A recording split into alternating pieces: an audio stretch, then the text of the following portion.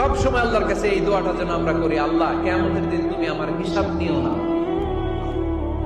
আল্লাহ তুমি আমার বিচার বসিও না, আল্লাহ তুমি দয়া করে আমারে মাফ করে দিও।